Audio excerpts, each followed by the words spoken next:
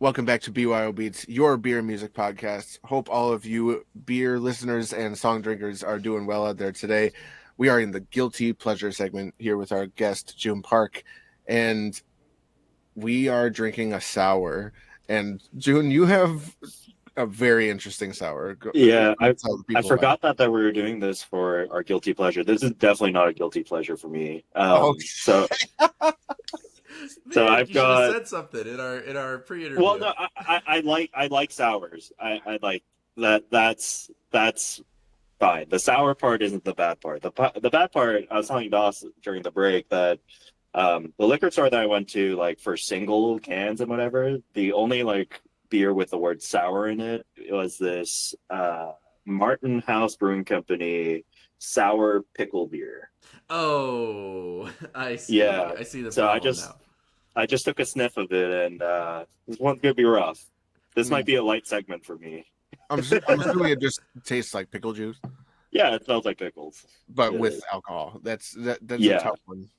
I've yeah. seen Yeah. pickle moonshine before. Oh, Ooh, That I might don't know. that's be heinous. That might be okay. Do you just guys because ever it's do a so pickleback strong. shot? I've never Picklebacks are done it. great. I've never done it. No, Picklebacks are great. it's worth the experience. It does kill the burn of the Jameson very quickly, Hmm. or whatever whiskey you're going for. See, you're having such a hard Oh time. man. I mean, it just tastes like you're drinking pickle juice. It's If you've got like an extra lager or something and you feel like I drinking might that, go just ahead. I might just finish one of the other beers that That would be a good I have That'd on be my a good desk right idea. now. Thank you for giving it the old college try. Well, like I was telling y'all in the first week, like there's a really great brewery close to us that only does sours, but I guess they don't sell to any of the liquor stores, you Hmm. know. Oh, I see. And Yeah, so that would have been great. But I will say this is the only or one of two only non-KC beers that I bought. So okay. um, yeah, Fort Worth, Texas really let me down today. Oh Bummer. no. So I'll be going back to my Boulevard Wheat. Gotcha. Yeah, so I've got the from Odell Brewing Company, a repeat offender on this show, Fort Collins, Colorado. I'm a big fan of Odell. I feel like everything they make is good. Um, Yes. at first, I really didn't like the Sippin' Pretty, but then it kept showing up on the show. I had more and more and more. I eventually had to buy a 6-pack of it, and for a show because I was someone was like, "We must have Sippin' Pretty." And I was like, "Okay, fine." So I'll buy the Yeah. 6-pack, and then I ended up drinking all of them, and then buy the sixth beer in that 6-pack, as well as all the other sours we've had on the show. It's growing on me. I can drink sours now, which is good. So I got Sippin' Tropical, which is I guess, variant of the Sippin' Pretty line. Um, it's really good. It's got all the Yeah. tropical flavors you like, but it's still like not too like my problem with sours is when it's too sour and it's like you're not even drinking beer anymore. But this Yes. one I think crosses the line with like other tropical beers that it has enough beer flavor that it's not too overwhelming. So yeah, Sippin' Tropical from Odell Brewing Company. Nice. Sip It Pretty is awesome. I love that beer. Um, yeah, at the episodes I've listened to, it seems like every other person for this hour segment is like, all right, let's Sip It Pretty. Yeah, kind of. Yeah. Yeah, It's because it's good, man. it's Like, a fine choice. yep. Well, and the sours that I don't know. Sours to me are always the beer that you get to just try something. Hmm. Mm. Like you're not sure if you're gonna love that or not, but you're gonna be like, "Hey, that sounds like it might taste really good, so let's go for it." Yeah, I definitely tried. It, Yeah, you did. Try. You did try. Whoever decided to make this happen at Martin Brewing or whatever, Martin House Brewing, like they need to be fired. This is a waste of resources. Oh Um, lordy. What do you so got, Russ? I've got the Sierra Nevada Wild Little Thing. It's labeled a slightly sour ale. Hmm. But like it's hitting me pretty good. Like it's similar to like a Sour Patch Kid type of thing. Yeah, no, I'm happy. Sweet. Interesting, because that's a really interesting color. Usually sours are like yellow, like I've got, Yeah. or pink. This one is like a strawberry sour. So Okay, I think that would explain the think- color. Yeah, Yeah, it's Sierra like a Nevada reddish. does. It's like Yeah, reddish that you got. Yeah. Sierra Nevada does really great like fruity beers. Mm. I spent a summer like at Brevard, and we'd go over to the factory often.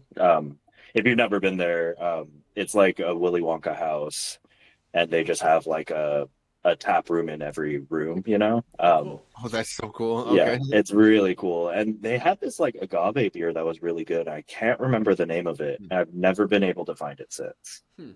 Mm. Yeah. Agave So, is a terrifying flavor for me because tequila. no, Celsius actually. Uh, So oh no, I'm messing up. I'm screwing up. That's guava that I'm thinking of, not agave. oh yeah. Not a fan of the kiwi guava flavor, huh? There No, you it go. tastes like vomit, dude. But anyway, I love Celsius, but that one flavor. But no, not Yeah. agave. That's a different Yeah. thing. That's a Yeah. sugar substitute, isn't it? Something like that, yeah. Yeah. Yep. All right, so that's pretty cool. As always, we'll get to our ratings at the end, but until then, we got a song to listen to and talk about. So, once again, you can find all of these songs on the BYO Beats podcast, the complete collection playlist, available on Spotify. If we're watching on YouTube, it'll be linked up here or on that side. Whichever the right one is Yeah, you'll see it. You'll see it. Yeah, so we've got for the Guilty Pleasure segment from ABBA, the song Dancing Queen. So we're going to listen to that and be right back.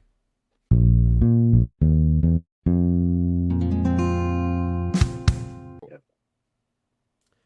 All right, so we just listened to Dancing Queen by ABBA. June, what makes this your Guilty Pleasure? I want to first point out that this is the first song that we've listened to the entirety of so far. And we all knew it. One. That was a the quick funny one. part. Yeah. It's a banger. That's why. Dawson and I were saying like a song that starts off with the chorus is pretty confident, you know. And yeah, I don't know, something about this song. It's like really fun, but also like kind of dramatic as well. Like what?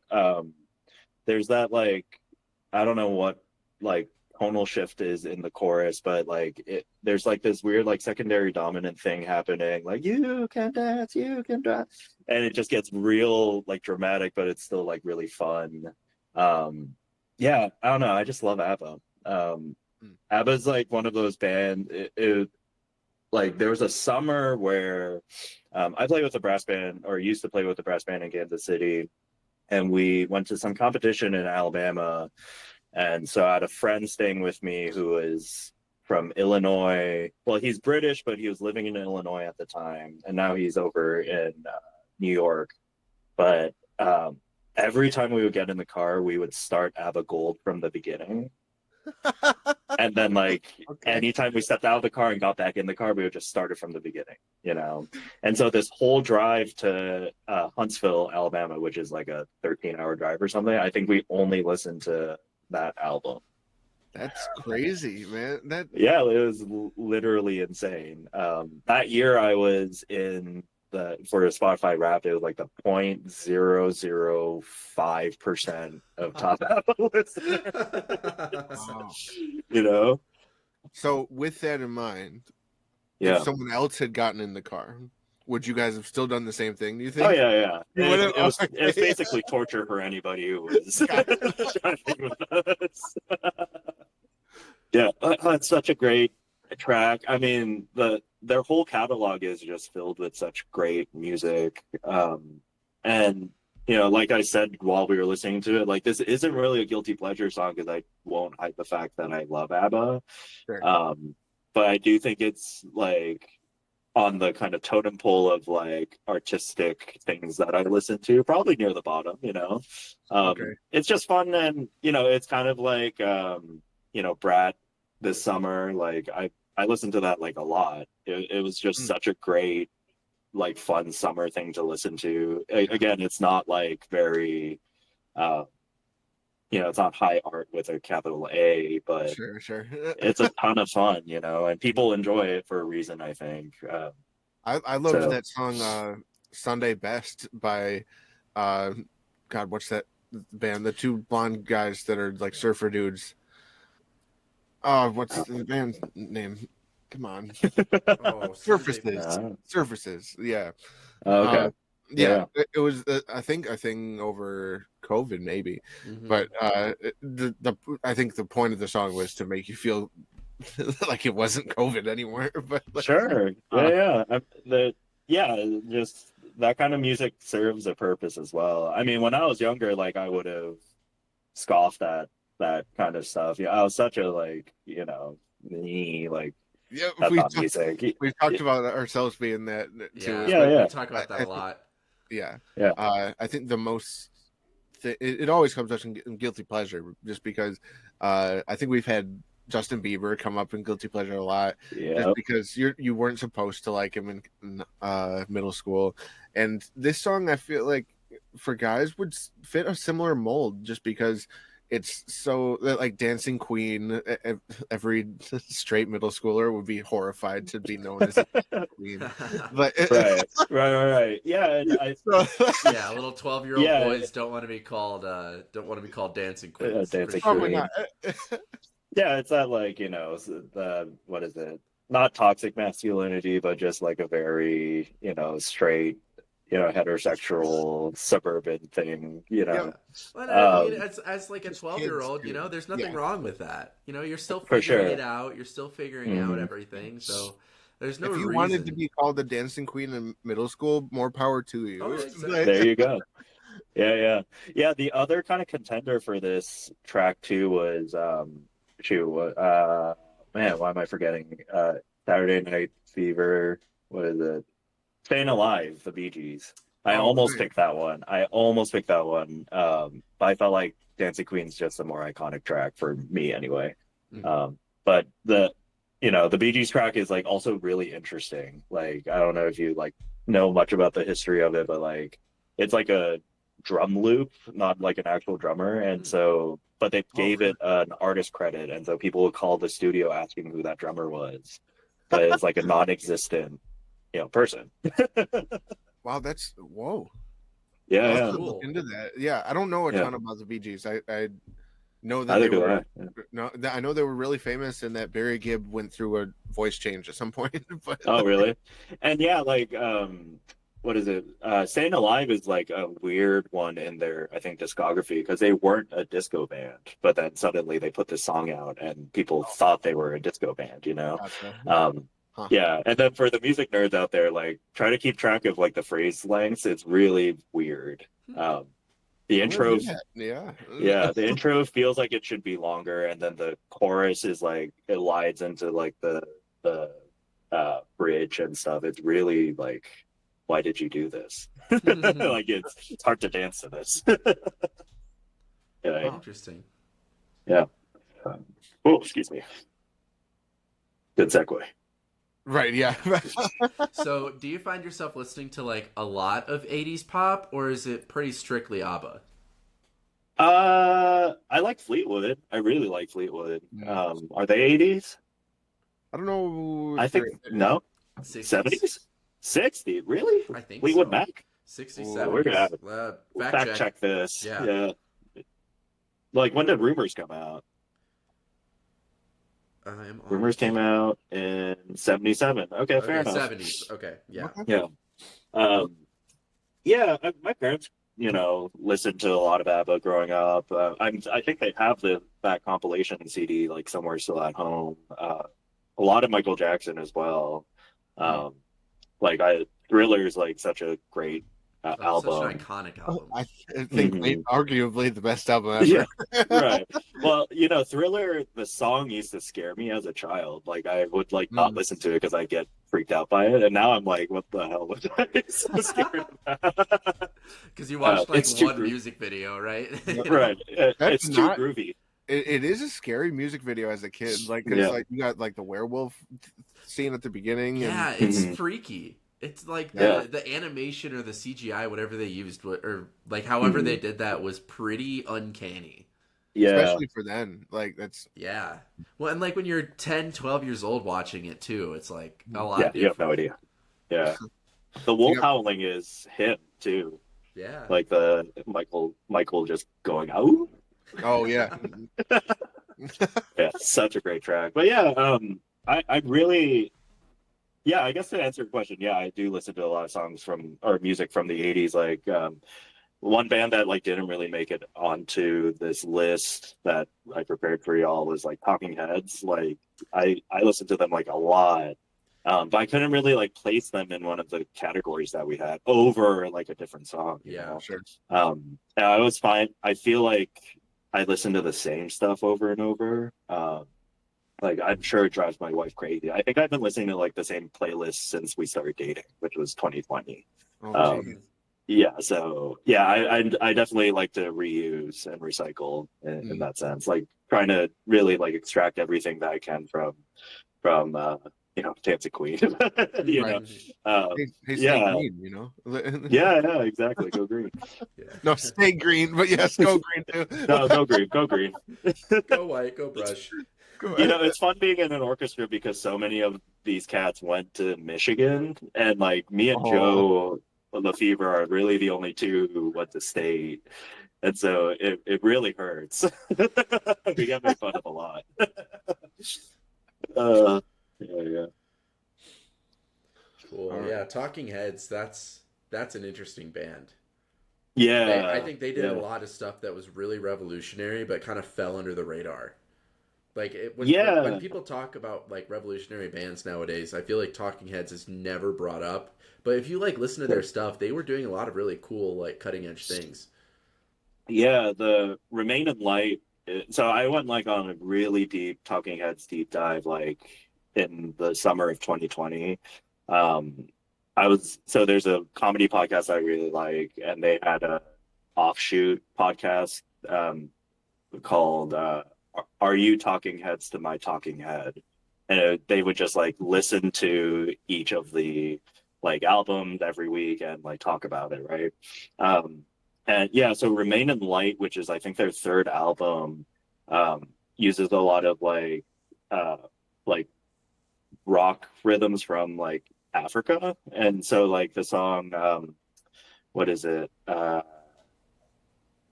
Shoot, I'm like forgetting everything. It's like when you're on the spot, you just like forget everything. It was like really big on MTV. Shoot. Anyway, like a lot of their music on that album is just like straight up, like kind of copying music from like the African continent at the time. Um, and you know they worked with Brian Eno a lot, and Brian Eno has this like philosophy that like lyrics don't really matter, and like really it's just for people to latch on to lyrics as a way to like hear melody, because it'd be really strange for you to just like the whole time, right? Right. As a human, and so if you listen to their lyrics, it like is like why they're speaking nonsense, you know, kind of like what Radiohead does. And so I think like I don't I respect it in the sense that like I am very like melodically driven, and so their music's like really fun to listen to in that sense. Cool. Yeah. That's strange. I never really considered that like the difference between singing a song with lyrics that don't matter as much as the melody. Sure. As Yeah. opposed to, like the alternative. Oh, it's called Once in a Lifetime. You know, if you heard it, you'd like recognize it. But the song that I can remember. Yeah, you know, Doss, I'd be curious to get your take on it. But like, you know, I took a lot of, you know, when we're in music school, you listen to a lot of like German art song or Italian art song, Yeah. and you talk about text painting and blah blah blah blah blah. It's like I don't understand any, like I don't hear. I would have to like go home and like find the poem and like analyze this for me to like understand it. Like I like this music because it has a really beautiful melody, you know. Yeah. The text isn't as important to, and so it was really always hard for me to, when we're like forced to write about text for music class, it's like I don't really care. Yeah, it's strange. I feel like text will have more to do with the performance practice than it will have to do with the actual study of it. For a lot of what I listened to, that was the case. It's just the type of emotion you want to add to it is in the text.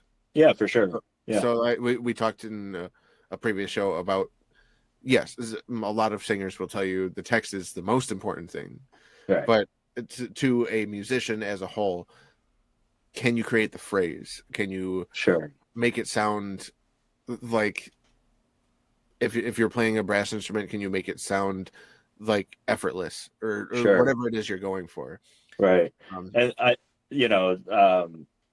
hopefully we all don't get musically canceled for this, but like for me, my wife really likes Phoebe Bridgers, and she really, not so much Taylor. She doesn't really listen to Taylor Swift, but there's this like kind of generation of songwriters, and they've been around for a really long time with like Joni Mitchell and whatnot, but um, where like lyrically, like the lyrics are way more important than the kind of melody, and that's where it kind of like loses me. Like kind of, there is some Taylor Swift I really love listening to, but it tends to be more of her like kind of quote unquote like dumber songs, like lyrically not as interesting, sure. but So fun, you right? like Shake It Off or something like Yeah, that. exactly. Like Shake It Off is a great song.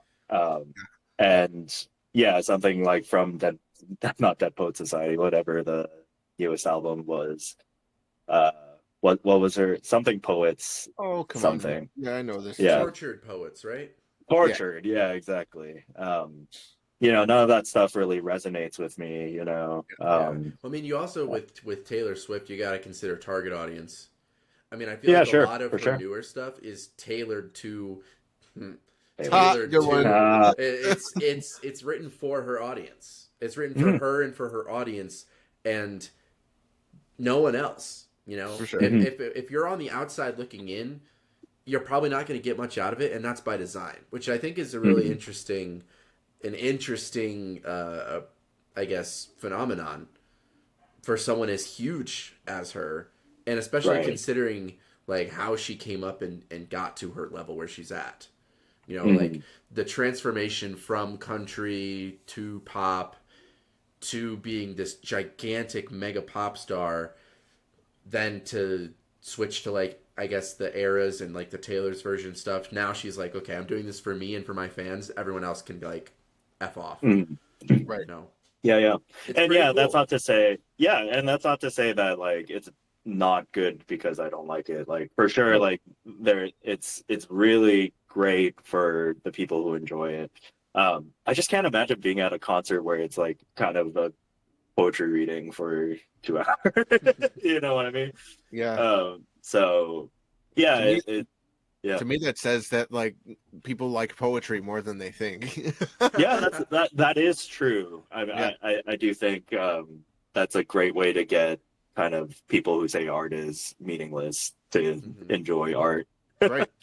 Yeah, maybe onto something. You're smarter than you look. Oh, good. I always hope so. All right, let's get to ratings. We're kind of coming up on time, so for the sour segment, I still have the whole thing left. If you don't like it, don't force yourself, man. Oh, man. Like, don't hurt yourself over here. Yeah. I had from Odell Brewing Company the Sippin' Tropical. I like this more than I like the Sippin' Pretty. It's got a totally different flavor profile to it. Like the fruits that are used are totally like, it's like, I feel like, because Sippin' Pretty is like kind of berry, right?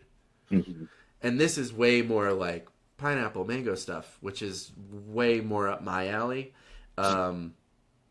I wish I knew about this a long time ago, because I would have been picking this for all of my sours. With that being said, I think I'm going to go with a 4.25. Whoa. Whoa. Johnny, do you like Mike and Ike's? I do. I love Mike and Ike's. What box do you like the best? Like the original, the Tropical Blast? Like, see, normally I just go for original. Okay, interesting. My job that I was just at in Chicago, they had like a snack dispenser, and they would fill up one of them with like regular Mike and Ike's, so that's what I would eat most of the time, just because that was what available. But yeah, I usually grabbed the original growing up. That's interesting to hear you say that you like the tropical. In beer and like in drinks, I tend to go for tropical, gotcha. But like otherwise, I don't know. I mean, yeah, interesting. I mean, I guess they're all fruity. It's all Yeah. fruit based. Yeah. Yes. Yeah. So I had the Sierra Nevada Wild Little Thing. I was super happy with it. I feel like I had this a while ago, and I was like, "This is great. I'm gonna get it again," and I forgot. I'm hoping I don't forget this time. This is a 4.25 also. Nice. The who makes this? Martin House Brewing Company sour pickle beer, best made is what it's called. Gets a 0. Oh no. Gets a 0. A historic Whatever that. moment. Yeah, whatever that. You know that speech in Billy Madison where he like gets an answer wrong and he's like, I wish I remembered it because that's what Oh, I got maybe you can. Yeah, but put it in post op. Yeah, right. In post we can edit it in. But yeah, they should be ashamed that they put this out here for the world to drink. Wow. All right, and with those very strong feelings, we're gonna rinse out our glasses, pour next ones, be back at you for segment number 4. All right.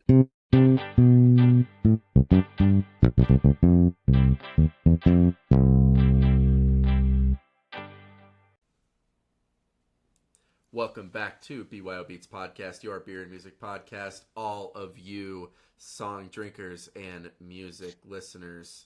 I did it again, but we're going to keep pushing through it. We are to the acquired taste segment. For the beer, we got a simple selection, IPA. Makes sense. IPAs are hard for a lot of people on their first go around, but that's pretty much the definition of this segment, right? I got from Finkel and Garf Craft Beer, the India Pale Ale. This is from Boulder, Colorado. Please recycle this can. It says it's dry, citrusy, and aromatic. So I'm excited for it. Beautiful. It seems like it's going to be like pretty straight shooter, nothing fancy. So it's been a while since I've had like a plain IPA. So looking forward to this. Nice. I've got something I think I've had on the show before. Brewdog Elvis Juice. It's a grapefruit IPA. I've loved it for quite a while. Definitely my top 5 IPAs. Nice. Cool. I've got a Boulevard Space Camper. I almost went with a Two Hearted because I love Two Hearted, but try to keep it all Kansas City. It's very good. I dropped it earlier today, and I was so worried that I'll have to go back to the liquor store and buy a new one. But it survived. I'm a Survived big the fan crash of that landing. one. Space Camper. It's so a good. one. I actually think I might have Yeah. one in my fridge from our trip to Kansas City this summer. It's Oh, either that wow. one or there's another. There's like a Space Camper, like double. They make a lot of variants. Or it's one of the variants. Maybe it's the hazy variant. Look out for a Swigs with Schwiegs. By the time you're listening to this, it's probably already been posted, but now's a good time to plug our Instagram and our TikTok. We post short form videos there, so check us out at BYOBeats_podcast. Yeah, what makes what makes it an acquired taste? This was another one that I think we just kind of threw in there, but yeah, I agree. Like it's kind of I was about to say growing up drinking like Coors Light. I did not, to set the record straight, I did not drink as a high schooler. I was actually like really straight edge in high school. I was kind of I don't want to say a loser, but loser. Same. It's all good. No, me too, definitely. But we were in band, so there you go. Yeah.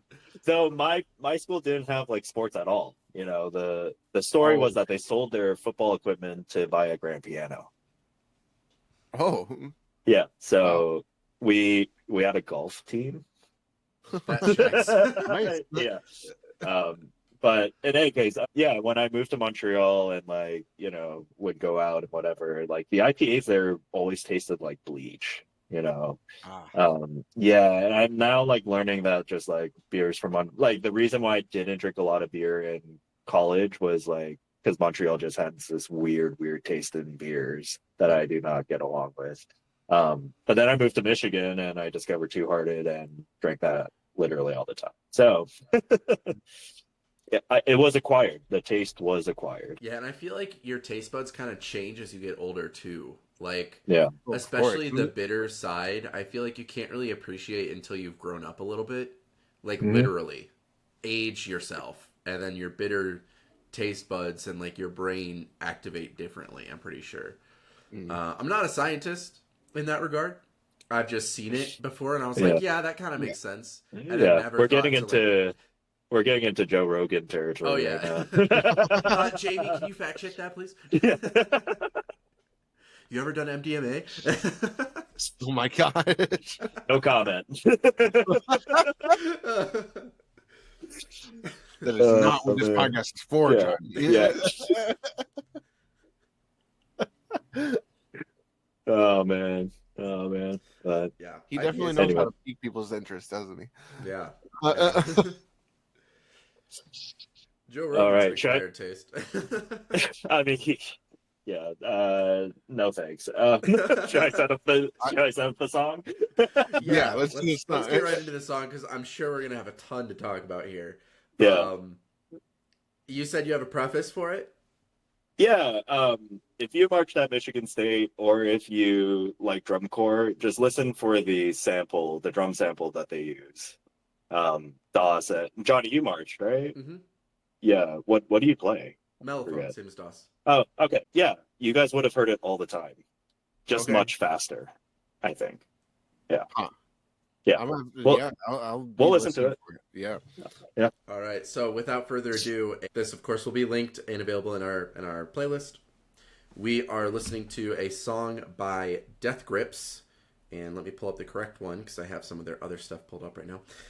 This is the song "Hacker" by Death Grips. So we're gonna listen to that and be right back.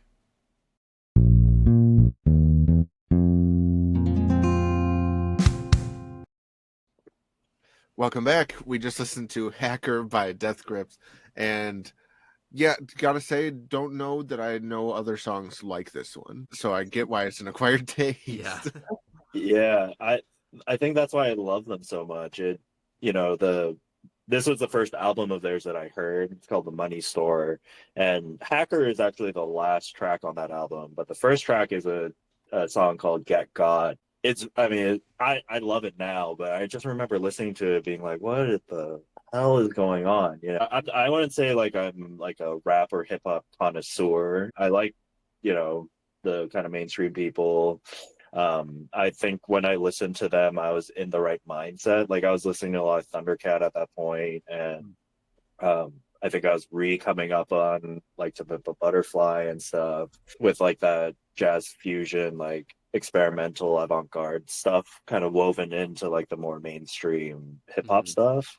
And then I heard that and I was like, whoa, that's like so unique and like nobody else really sounds like them. And like people have tried and like they can't really pull it off in the same way. I don't really know what it is. But yeah, for those who are listening to the song with us, the kind of main sample is Diddy, which is the Blue Devils, I think, drum line thing, right? Pretty sure. Mm-hmm. Yeah. Originally, I think, yeah.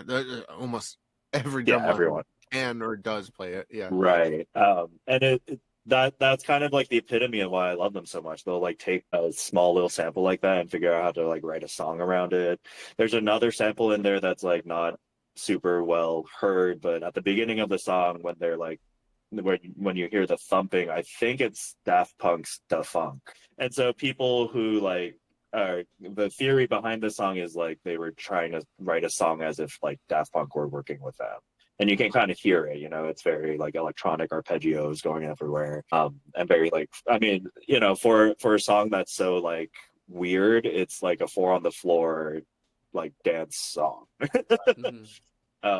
And the Money Store is kind of like an amalgamation or a kind of proof of concept of like you can have this like really industrial crazy sound but still be kind of marketable.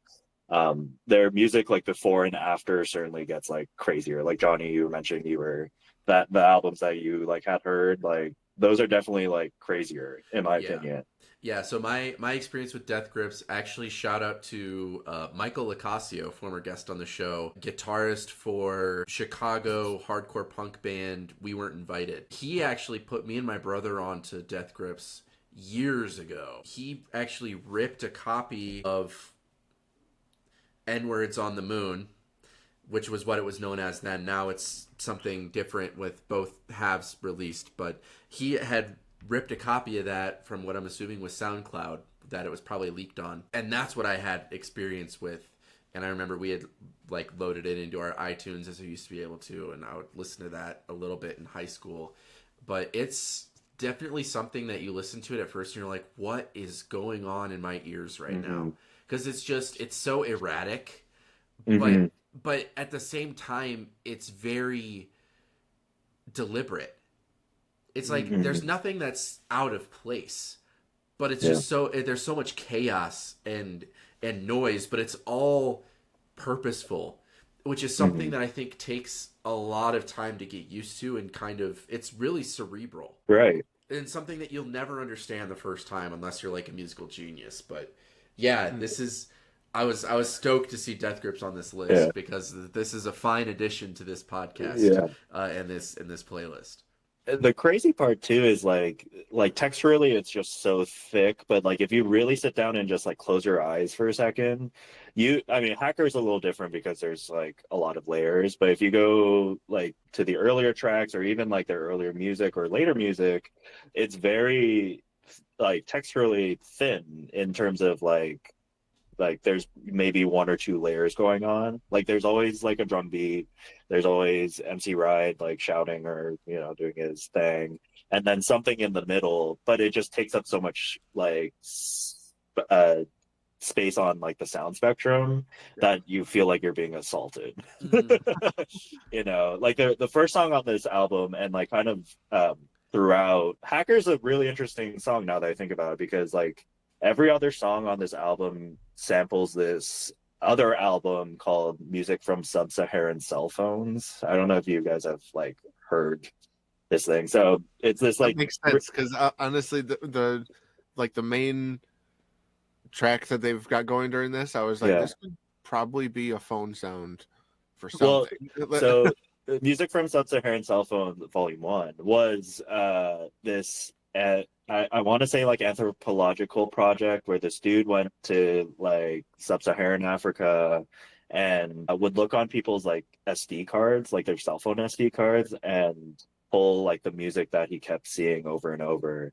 Because the internet was so spotty there, the way that they would share music is like put it on a laptop and then you would copy it to your SD card and then put it in your phone, right? And so a lot of the samples on this album are ripped from those phones. And so like Get Got like has this really interesting like keyboard solo that they use as their main sample, and like some other songs they supposedly sample like the Sky Train in Vancouver, which has a very distinct sound, or like this I want to say Muslim Prayer, I want to say. It's very interesting. It's just such a great album. Yeah. It really caught me off guard, as it does for everyone when you first listen to it. And then you are like, oh yeah, like this is really fun to listen to in a way, Yeah. It always throws people off, which I love. Yeah. It's also, I think, an added, I don't know if you, an added effect, we'll say, is thematically the lyrics are quite violent. And I think that also tends to turn people away. If you're listening, like, just to listen to it, yeah, you're being assaulted by the sound. But then you look at the lyrics, too, and you're like, oh, my gosh. Right. It's like such a shock factor, too, that once you have, it's just something that you have to get over before you can really start diving into it and giving it a real shot. So, yeah. It's cool. Yeah, their catalog's just so fascinating. Go listen to Ex-Military if you like this album. That's their like first, I think, EP. The Death Grips mixtape is also phenomenal. That has one of my favorite songs called Face Melter. The main sample is like a printer or something. It's just, it's so well done. Like really, truly, it's just like they found a sound that nobody else can copy. And it's just fascinating. Yeah, I think there's something to be said about also having restraint in that same vein, where it to the point where you're like, this is too much. At a certain point, you have to be able to say this is too much and scale it back. Like they probably had multiple situations where they were like trying to add another sample or another layer to not necessarily this song, but any other songs, and said, you know what, that actually doesn't work that well. That's probably too much. Yeah. Yeah. Yeah. It shows like a maturity in production, right? Like, that's a weird segue, but like that's what I really appreciate about like Wolfpack and like this kind of new wave of like minimalism in production, where like you don't need the kind of wall of sound kind of concept that we used to have, and more just like clarity of like tracking. It's like really refreshing. That's awesome. Yeah. That's so good. I love this segment. Yeah. Thank you, Wolfpack. Yeah. So thinking back to like Thundercat and To Pimp a Butterfly, as well as factoring in this, do you find yourself listening to a lot of what's considered to be experimental hip hop? Because I know you mentioned you're not like a hip hop connoisseur, but I was wondering if you had any sort of interest in like this genre as a whole, or maybe even if you want to go poppier, if you listen to like Tyler the Creator and some of his new projects. Just kind of like what your thoughts on that are. Yeah, I mean, To Pimp a Butterfly was such a, like, no matter what music you listen to, I think like everybody listened to that album, right? Like, I feel like it's one of those like you remember where you were when you heard that whole album. I mean, it just like kind of, I mean, maybe this is like bigoted of me because I can't say that I know much about hip hop, but like in my eyes, like it really changed what we think about with like rap and hip hop, right? And Tyler just doesn't do it the same way for me. I remember listening to I mean, I listened to his like newest release and I thought it was like okay. And I think he collaborates a lot with like Bad Bad Not Good, right? They're like a jazz trio out of Toronto or something. And so I feel like, and I had listened to quite a bit of their music like growing up too. It's just proximity. Like all my friends were like, "Well, you guys got to check this trio out." But like Thundercat's just so different in that sense, where he's really coming from a jazz background and kind of like the kind of free jazz movement that like John Coltrane was doing, and kind of in like the Sun Ra kind of camp. And so I don't know many other artists who have done that, and even since, like, I mean, when Damn came out, right, when that was Kendrick's next release, like that was really disappointing for me because I thought it'd be more of To Pimp a Butterfly, and it was just kind of like, I see. Yeah, it was much less nah. jazz, much less. It was much more traditional hip hop. Yeah, it was just straight, and that's fine. He doesn't owe me anything. Well, I listened to it a little bit. I was like, yeah, this isn't for me. That being said, like there are some older, like Ludacris, like there's some stuff that he was doing on, forget what the album's called, but my friend showed me this track. I gotta look it up. We gotta have someone to look up things on this show. Usually I just try to do it really quickly on my phone. Yeah. Oh man, what is it? It was on Word of Mouth. Where is it? Oh, Roll Out. Oh yeah. Yeah. Roll Out. Yeah, exactly. We were at a Thanksgiving at his house, and he was like, "Find the downbeat." I was like, "Huh?" Like, find the downbeat. Yeah. It's an interesting one to try to figure out before the vocals come in, right? And then you're like, okay, it's here. But people have been doing crazy stuff like that, even back then. And so it's just about finding those tracks. I think like early Easy is the same thing, where it's like I don't know if it's experimental, but it's like jazz inspired, I want to say. So his production's pretty great. To like put a cap on this conversation, when it comes to hip hop, you tend to find yourself gravitating towards things that have jazz roots in them. I guess so. Yeah, I think maybe that's the stuff that like scratches the itch, so to speak. And the thing is, for me too, is that like I am satisfied listening to the same thing over and over. So I don't find myself seeking new things very often, unless someone is like, you sit in this room and listen to this thing with me. I can seriously listen to the same thing over and over. I do both. I'm kind of until that's part of the reason I came up with this show, is so that I can get people that You Rex. I get Rex, and also from people that I already respect them as a musician and already know that they know what they're talking about if they're going to speak on something, Sure. Yeah. Well, it's just like fun to hear someone talk about something they like are passionate about, right? Of course, And that I think that's the beauty of this format is like you just bring someone on and they can ramble like me for 30 minutes about a song that they've been listening to since like the dawn of time. So Hacker is newer for me, but definitely like a lot of this music that we're listening to, I've been listening to like for on and on and on and on. Yeah. Cool. Yeah. Doss, do you have anything else on Hacker or Death Grips?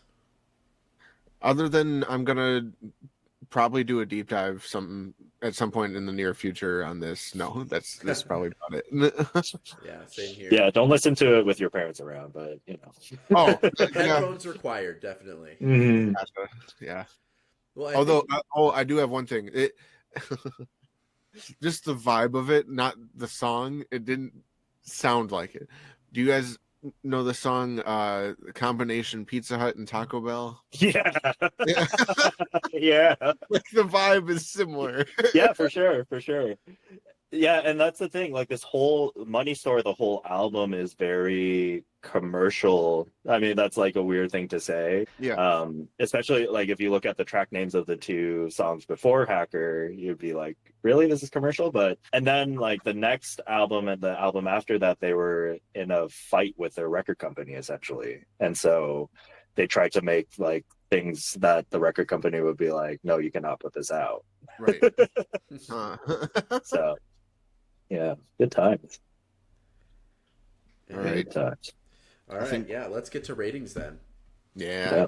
So, IPA segment for Acquired Taste. I have the India Pale Ale IPA from Finkel and Garf Craft Beer out of Boulder, Colorado. Yeah, I mean, I'm pretty pleased with this. It's nothing, crazy. It's exactly what a plain IPA should taste like. The description is 100% accurate. It's dry, citrusy, and aromatic. It's not too much of any of those three things. And a lot of times with plain IPAs, you'll kind of tend to get this like mouthfeel at the end, like this aftertaste that just makes you really crave water, like that dry mouthfeel, like a cottonmouth tackiness. It's something that's, for me, not super desirable. There's a little bit of that you get with your IPA, but with this one, it tends to go away. Like, because I've had some IPAs where it's like, okay, it happens, you drink some water, and then it lingers. Right. That's not the case with this one. This one, it's like you get it, you drink your water, and it's clear, and you're good. You're good to go. Nice. So that's bonus points for me, because I think if you're not doing like any flavored IPA, that shouldn't happen to the point where it's like after you drink your water, it should be gone. Right. That being said, I think this is going to be a solid 3.75 for me. Nice. Yeah. Yeah, I finished this Elvis juice pretty quickly. It's so good. It's so smooth. It's so soft mouthfeel wise. It's not a big thing. I feel like IPAs, you can either get the crisp IPA or you can get this soft IPA. For whatever reason, I was happy with the soft today. I'm giving this a 4.5. Oh, yeah. Nice.